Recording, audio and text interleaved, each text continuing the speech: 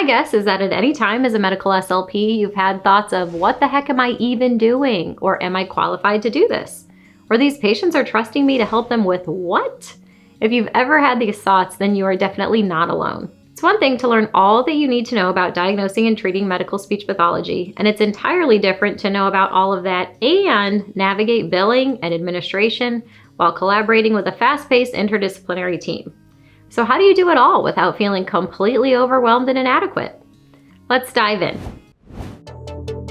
I'm Theresa Richard. I've been a medical speech pathologist for 15 years. I'm a board-certified specialist in swallowing and swallowing disorders. I'm the founder and CEO of the MedSLP Collective and MedSLP Education. Number one, short answer, you never really do. You realize you have the skills to help people, and you learn along the way what you're missing and what you need to improve upon. You continue to put yourself in uncomfortable situations, but grow stronger in your awareness of your weaknesses. Trial and error builds confidence because it forces you to learn what you need to. I think the most important part of overcoming imposter syndrome is learning self-awareness and emotional intelligence.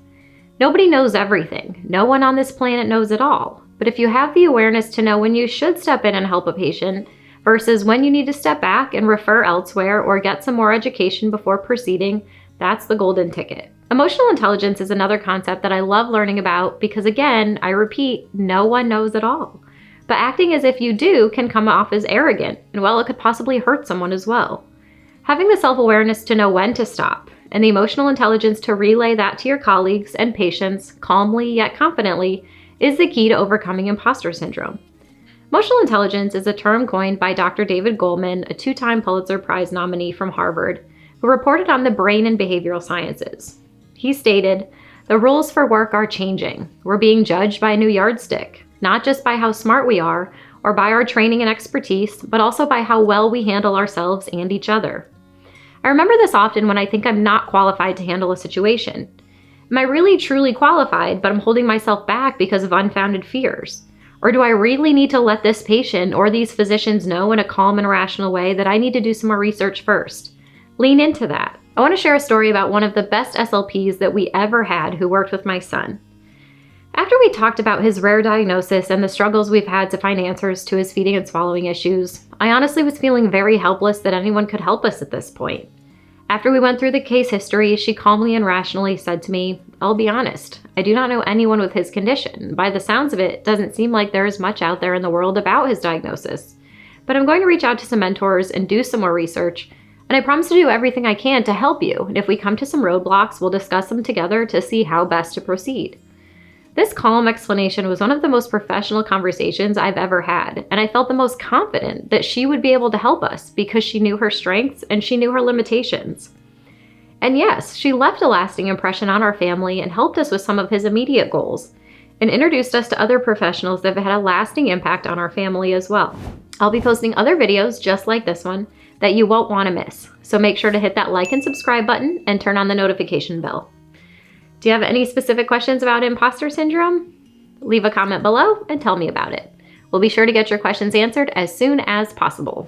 Number 2, learn more about yourself. Learning things like your human design or taking the Kolbe A will help you learn how to operate best and allow you to honor those skills. Sure, there are different personality tests that exist that can be fun to learn about with your friends, but what about learning how you truly operate best in this world?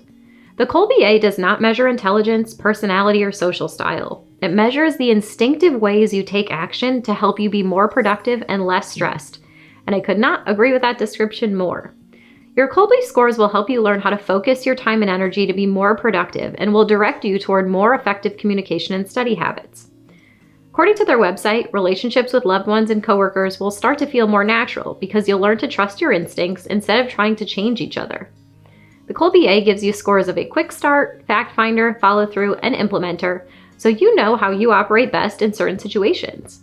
There's no right or wrong way. It just helps you know how you instinctively operate so that you can lean into your strengths and have awareness of areas that do not come natural to you. Another test I love is the human design. Sure, it can sound a little out there, a little woo-woo, but learning about your energy type and how your intuition works can be very powerful in helping you make decisions that impact your life and your patients' lives. Once I learned how I was designed to operate, I was able to lean into those strengths to protect my energy when I needed it, and seek support in areas that do not come intuitively to me. As a business owner, aside from our core values, both the Colby A and the human design have been game changers in how I've hired and built my team. I know what my strengths are, so it's important to me to surround myself with people who have other strengths and can supplement what I need so that we can help each other. Knowing my team's strengths and weaknesses allows me to not get frustrated because I understand how they operate, and I refuse to put them into a box that they will not thrive in. Number 3, surround yourself with mentors or peers who have done things you want to do. Hearing what they've accomplished or how they overcame obstacles can give you the courage you need. Investing in a mentor is sometimes paying for the fast lane. You're paying to learn all the mistakes they made and how to accomplish something a lot faster. They can be a support system for you, but also act as a reflector in encouraging you of your strengths while assisting you in areas of weakness. Every successful person I know has several mentors. According to Damon John of FUBU and Shark Tank fame, 67% of businesses reported an increase in productivity due to mentoring. 74% said mentors helped them avoid costly mistakes. 84% became proficient in their roles faster, and 70% were making better decisions on the fly. So what makes a good mentor? That's a great question, and one that is incredibly subjective. What one person thinks is a good mentor may not be a good fit for someone else, and that's really okay. To me, a mentor is someone who has the knowledge and experience of successfully helping people achieve their goals. It's not the loudest person in the room or the one with the longest list of accomplishments, but a person who demonstrates emotional intelligence in all situations and is genuinely passionate about sharing what they've learned with others to collectively create a ripple effect around them. We have over 35 mentors in the MedSLP Collective, and every single one of them is just a gem of a human. Some have had no mentorship experience at all, and some are just natural-born leaders and teachers, and others have really learned how to be a better mentor and educator. This past year, we invested in a lot of formal mentorship training for our mentors because it's important to me that they feel supported so that they can pour into our members and their patients as best as they can. If you're interested in gaining more support and seeking mentorship as a medical SLP, consider joining us in the MedSLP Collective. We have a robust and vibrant community of SLPs and mentors to help you out with your toughest clinical cases and help you navigate the healthcare landscape. Head over to medslpcollective.com/join now to come on in. The link will be in the description below.